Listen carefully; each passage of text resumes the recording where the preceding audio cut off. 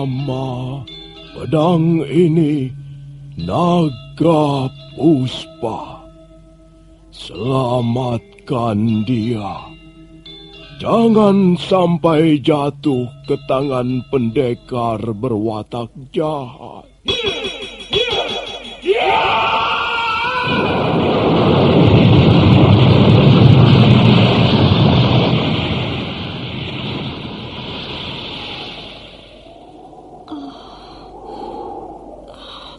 Kakang Kamandanu, kau masih juga tidak percaya bahwa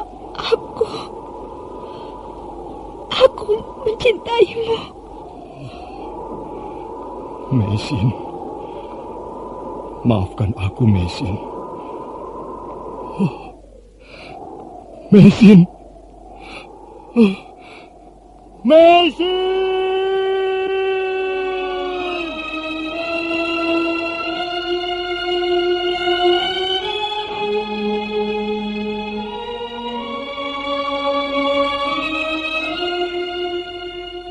Tutur Tinula.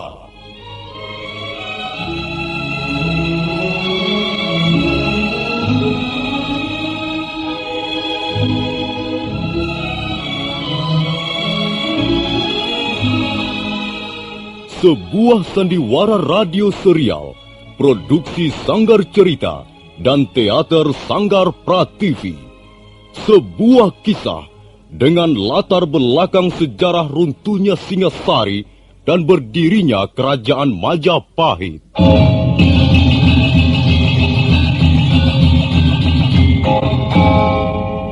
Sandiwara ini didukung oleh pemain-pemain radio yang sudah ternama. Ferry Fadli, Ivone Rose, dan Eli Ermawati.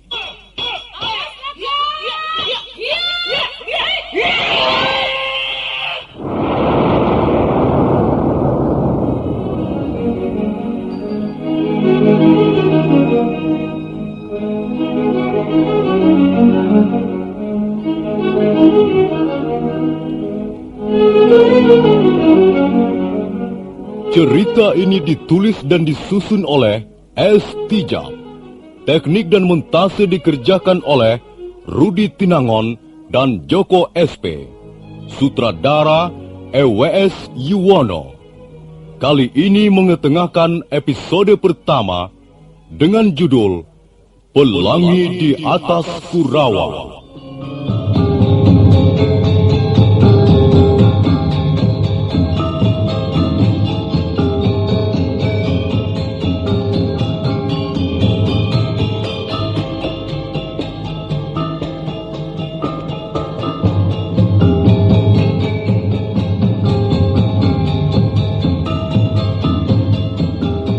Dalam seri yang ke-19 ini, didukung oleh para pemain, Ferry Fadli sebagai Arya Kamandanu, M. Abud sebagai Arya Dwi Pangga, Lili Nur Indasari sebagai Narirati, Marlon sebagai Dangdi, Sudibianto sebagai Jaruju, Wahyu sebagai Balawi, Hari Aki sebagai Empu Hanggareksa, dan Nusri pembawa cerita.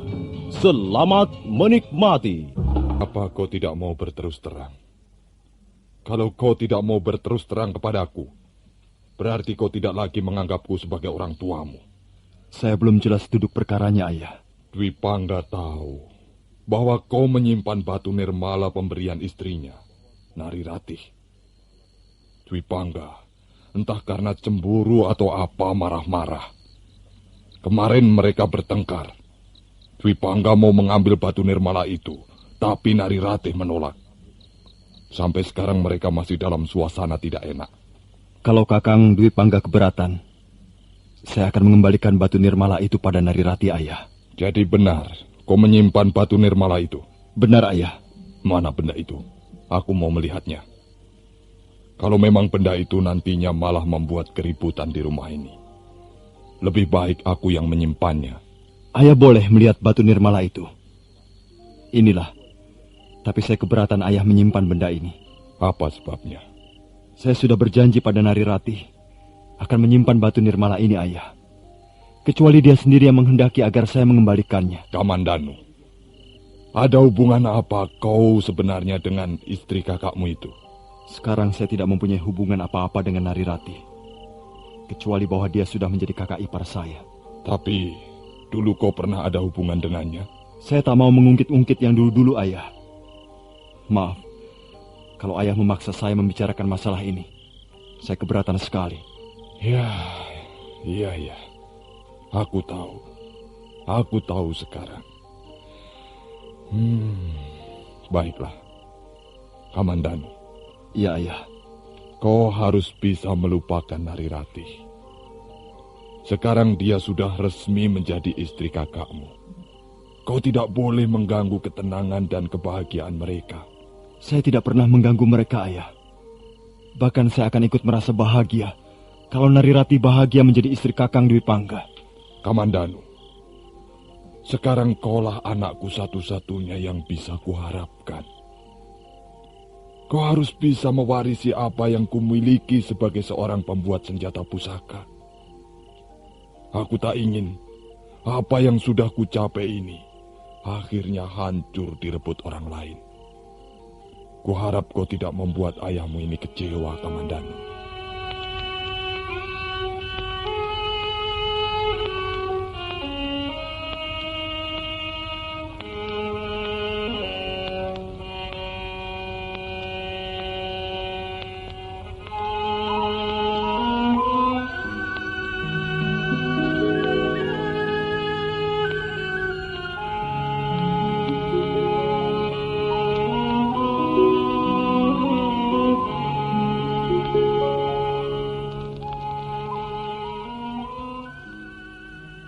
Sebaiknya kita pulang ke Manguntur, Kakang. Kita bisa hidup dengan tenang dan bahagia di sana. Kau tidak kerasan di rumah ini karena ada Kamandanu. Karena kau masih menyimpan perasaan cinta pada adikku itu. Kau keterlaluan, Kakang Dwi Pangga. Sekarang aku sudah sepenuhnya menjadi istrimu. Tentu saja seorang istri hanya akan mencintai suaminya. Lalu apa alasanmu untuk tidak merasa kerasan tinggal di Kurawan? Aku ingin melahirkan di Manguntur seperti dulu ibuku melahirkan aku. Aku juga ingin membuat ayahku yang sudah semakin tua itu bahagia. Aku juga berhak membuat ayahku bahagia. Di sini ayah masih mempunyai Kakang Kamandanu dan Bibi Rongkot yang setia. Tapi ayahku, dia hanya tinggal sendirian di Manguntur. Tentu dia merasa sangat kesepian. Tentu dia akan sangat bangga dan bahagia kalau kita tinggal bersamanya.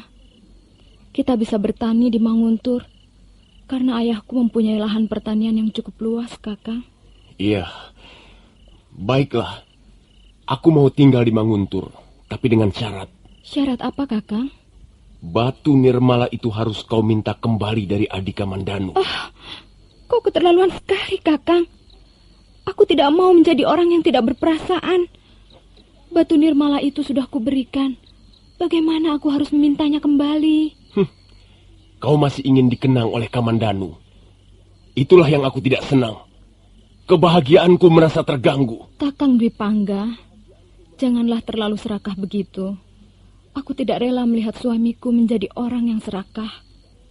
Kau sudah memiliki apa yang kumiliki selama ini sebagai seorang wanita. Dan kau akan memilikinya selamanya. Tapi mengapa kau masih juga meributkan Batu Nirmala?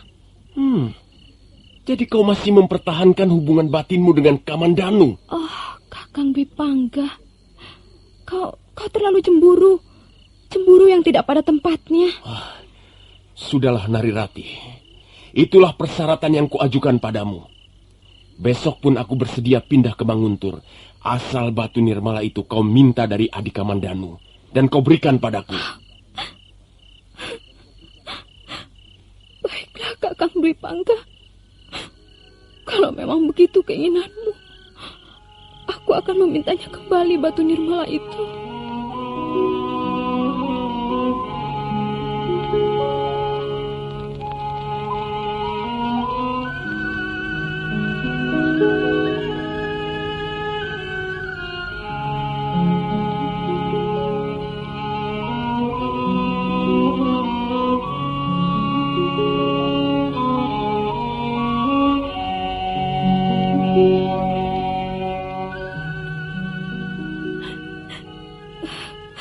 Kau bisa memahami perasaanku, Kakang Kamandanu. Mengapa tidak, Narirati? Sudahlah. Aku tak ingin melihat kebahagiaan kalian tercemar oleh batu nirmala ini. Bawalah kembali benda ini. Seharusnya aku tidak melakukannya. Aku sudah memberikannya padamu, Kakang. Tapi... Rati, aku sudah berjanji dalam hati. Aku tidak akan memberikan pada siapapun batu nirmala ini. Kecuali kau yang memintanya kembali. Oh, maafkan aku, Kakang. Aku tidak bisa membuat Kakang Dwi Pangga mengerti persoalan ini. Dia tetap menginginkan batu nirmala itu. Maafkan aku, Kakang. Kau tidak bersalah. Mengapa harus minta maaf? Sungguh mulia hatimu, Kakang. Aku malu sekali. Aku benar-benar merasa malu. Rati, tak ada satupun yang dilakukan oleh manusia ini sempurna adanya. Karena itu tak perlu kau menyesalinya. Sekarang kau sudah menjadi istri Kakang Dwi Pangga. Nah, kuharap kau menjadi istri yang baik, dan kalian berdua bisa terus hidup berdampingan selamanya. Sungguh, aku akan merasa bahagia jika kalian berdua bahagia. Nah, terimalah batu nirmala ini kembali, Rati. Oh, terima kasih, Kakang. Terima kasih atas pengertianmu yang sangat besar ini. Kukira lebih tepat kalau Kakang Dwi Pangga yang menyimpan batu nirmala itu. Baiklah, Rati. Tak baik kita lama-lama berbicara seperti ini. Nanti kalau Kakang Dwi Pangga melihat, bisa menimbulkan salah paham lagi.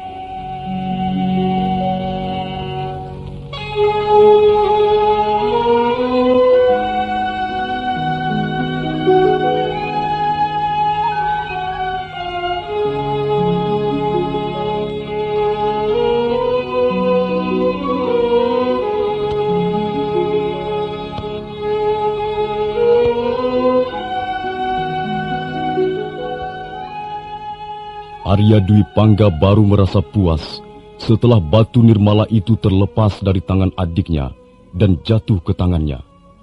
Maka sehari kemudian, setelah memperoleh izin dari Empu Hanggareksa dan mendapat nasihat-nasihat seperlunya, maka Arya Dwi Pangga memboyong istrinya ke desa Manguntur.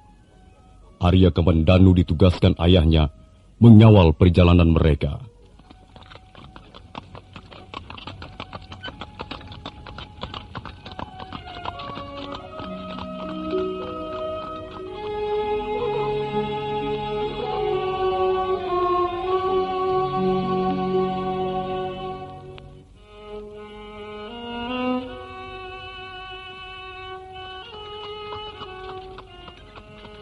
Kereta kuda yang ditumpangi Arya Dwi Pangga dan Narirati berjalan menyusuri jalan desa yang amat indah pemandangannya. Gunung-gunung membiru di kejauhan seperti melambai ke arah mereka. Sementara itu, Arya Kamandanu terus mengawal dengan mengendarai seekor kuda perkasa berwarna coklat tua. Tak lama kemudian, perjalanan mereka sampai di tepi padang ilalang. Berdesir hati Arya Kamandanu begitu melihat pemandangan di sekitarnya. Tempat ini, tempat padang ilalang ini, aku tak akan pernah bisa melupakan tempat ini. Semua begitu cepat berlalu, dan apa yang sudah berlalu tak mungkin bisa kuraih lagi. Betapa indahnya kenangan masa lalu. Tapi kenangan akan lenyap bersama debu sang waktu. Dan hari-hari besok masih belum menentu. Hari-hari sekarang inilah sesungguhnya milikku. Maka aku tak boleh menyia-nyiakannya. Sementara itu di dalam kereta kuda yang terus menggelinding di atas jalanan berbatu, Narirati kelihatan gelisah. Walaupun dia berusaha menyembunyikan perasaan itu dari suaminya. Kakang Kamandanu, tentu hatinya hancur sekali. Kasihan kau, Kakang. Tapi aku yakin kau kelak akan menemukan seorang gadis yang sesuai untukmu. Seorang gadis yang manis, yang setia, yang mencintaimu untuk selamanya. Aku akan selalu berdoa Dan mudah-mudahan para dewa di atas langit mengabulkan doaku ini. Rati? Iya, Kakang. Bagaimana perasaanmu? Kau bahagia dalam perjalanan ke Manguntur ini? Bagaimana aku tidak bahagia, Kakang? Tidak lama lagi, aku akan segera menjadi ibu dari anakmu. Rati, aku berjanji akan menjadi suami dan ayah yang baik dari anak-anak yang kau lahirkan nanti. Kakang, aku bahagia sekali. Bahagia sekali.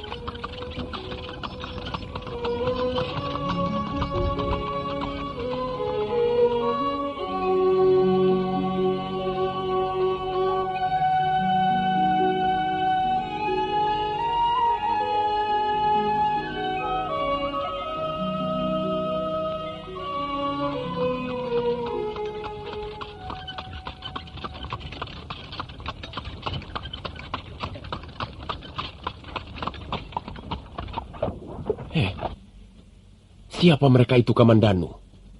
Mengapa mereka menghadang perjalanan kita? Kakang Dwi Pangga tidak usah turun dari kereta.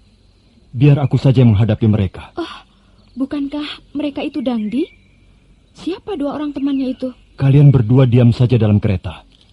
Agaknya mereka bermaksud membuat gara-gara lagi denganku. Hei, Kamandanu. Bukankah yang berada dalam kereta itu pasangan pengantin baru? Iya, Dangdi. Mereka adalah pengantin baru. Kakakku Arya Dwi Pangga dan istrinya Narirati. Kasihan sekali kau, Kamandanu. Mengapa sekarang pangkatmu semakin melorot? Mestinya kau yang berada dalam kereta itu. Tapi rupanya kau harus cukup puas menjadi pengawal pribadi kakakmu itu. Dangdi, kami sedang dalam perjalanan ke Manguntur. Kuharap kau tidak mengganggu perjalanan kami ini. Siapa yang mengganggu kalian? Siapa? Kalau kalian mau lewat, ya silakan saja lewat. Mana bisa kami lewat kalau kalian bertiga menghadang di jalan begitu? Kalau memang kalian tidak bisa, ya mau bagaimana? Kembali saja ke Kurawan atau carilah jalan lain. Jadi kalian bertiga tidak mau memberi kami jalan untuk lewat? Hei, Kamandanu, jangan mencoba mengancam kami. Ayo turun kau dari kudamu. Ayo, turun Kamandanu. Kalau kau bisa mengalahkan kami bertiga, barulah kami akan memberi jalan pada kalian. Baiklah. Kalau memang itu kemauanmu, aku akan turun. Bagus. Tapi aku masih meragukan keberanianmu, Kamandanu. Jangan-jangan hanya untuk mencari muka di depan pengantin wanita. Sebenarnya aku sudah muak melihat kelakuanmu ini, Dangdi. Dan selama ini aku masih mencoba bersabar. Tapi karena kali ini aku ditugaskan mengawal saudara tuaku ke Manguntur, maka tak ada pilihan lain kecuali melayani kesombonganmu. Jangan banyak mulut kau. Jaruju, Balawi, ayo, kalian jangan diam saja. Kita bikin sekali lagi babak belur orang ini. Baru aku merasa puas. Ayo.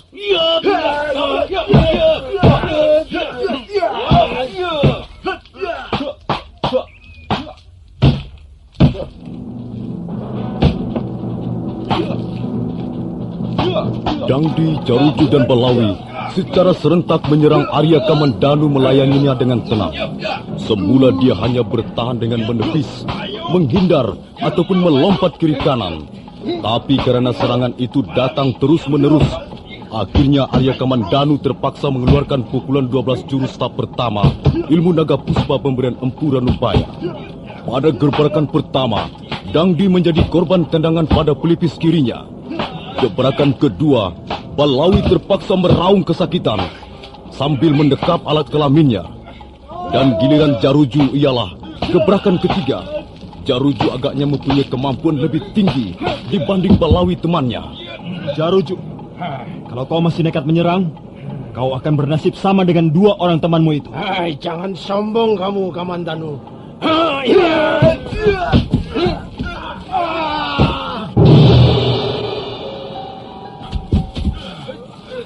Ayo, bangunlah. Kalau kalian masih mempunyai nyali untuk bertempur, ayo. Oh, tidak, Kamandanu. Kami menyerah kalah. Aduh. Kau Jaruju, bagaimana? Masih mau mencoba lagi? Tidak, aduh. Dan kau Balawi? Ya. Kalau masih penasaran, aku pun tidak keberatan melayanimu 1 jurus lagi. Jangan, cukup Kamandanu.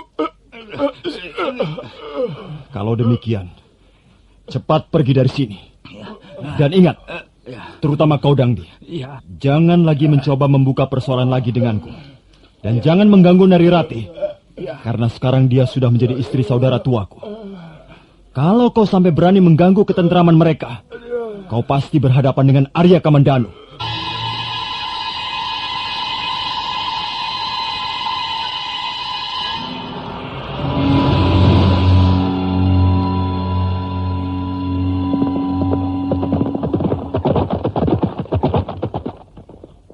Bagaimana Kamandanu?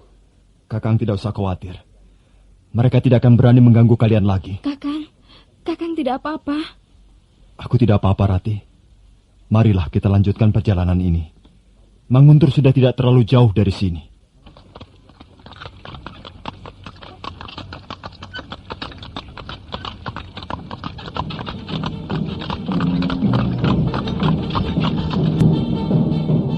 Akhirnya mereka tiba dengan selamat di Manguntur. Rekian Wuru menyambut dengan ramah dan gembira. Arya Kamandanu menolak ketika orang tua itu menyuruh menginap barang semalam. Hari itu juga, Arya Kamandanu kembali ke Kurawan. Mereka mengantar sampai ke pagar halaman.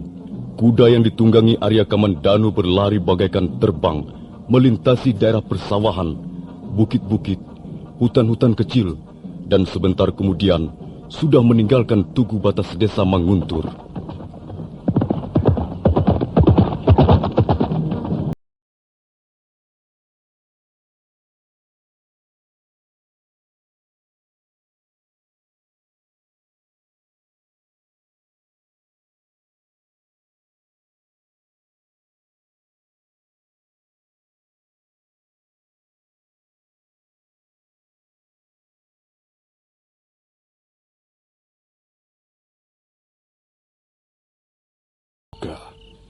Senjata pusaka buatanku masih di bawah tingkatan Kakang Ranubaya. Bagaimanapun juga dia lebih ahli. Dan inilah yang membuatku tidak senang. Suatu ketika Kakang Ranubaya bisa menjadi batu sandungan di tengah jalan. Orang tua itu sangat kokoh pendiriannya. Sudah berapa kali ku coba untuk menariknya kerjasama. Dia tetap tidak bersedia. Kurang ajar dia. Dia merasa lebih pintar, merasa lebih hebat. Tapi aku tidak akan kehabisan cara. Kalau dengan cara yang halus tidak berhasil, aku bisa menggunakan cara yang lebih kasar. Bahkan aku bisa menggunakan cara yang paling kasar.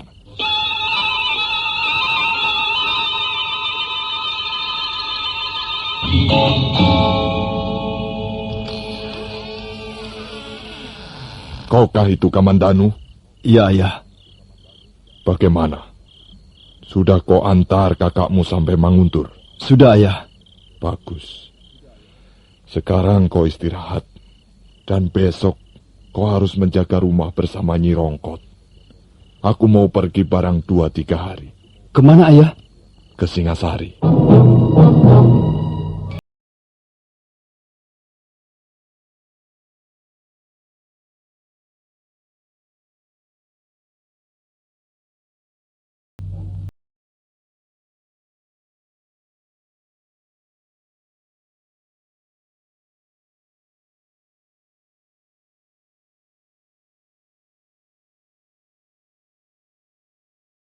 Dapat meraba apa yang terjadi di balik wajah ayahnya. Tidak seperti hari-hari biasanya.